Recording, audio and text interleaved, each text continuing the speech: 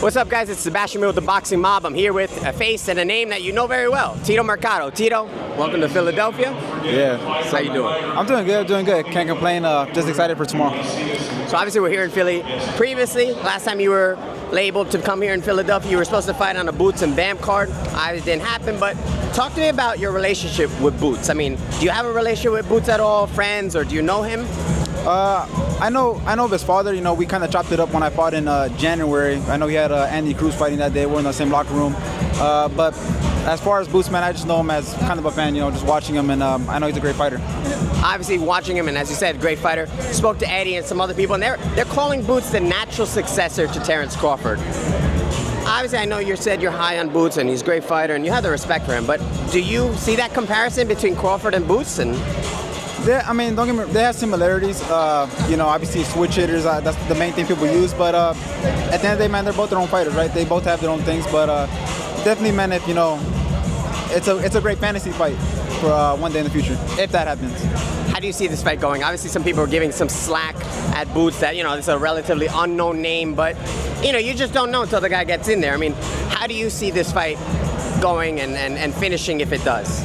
I see it honestly probably ending within 4 rounds. I've seen Lima, he has a weird, awkward style, but I don't see him possessing nothing that honestly is a threat to Boots. You know, Boots is a natural, great counterpuncher.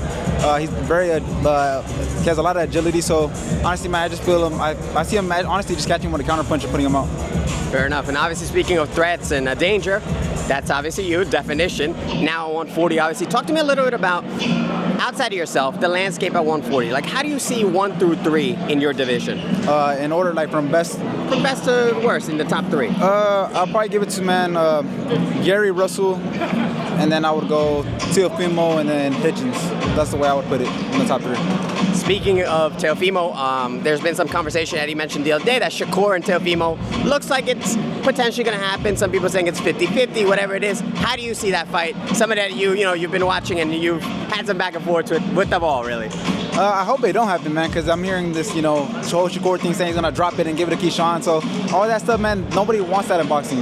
If you win that title, and obviously I don't know why they jumped up Keyshawn to the #1 in WBO, you fight Keyshawn. Yeah. That's what we want to see. We don't want to see that brother stuff, honestly, especially if you're moving up in weight class, right?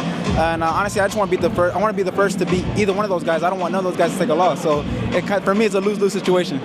So they gotta wait. Make sure you go to Tito Mercado first, and then they can fight each other. So last one for me, obviously, a lot of your fans are obviously looking and waiting to get some news on you. Obviously, we haven't seen you since January. Are there any updates or hints on when the next fight? Will it be this year? What can fans expect from you?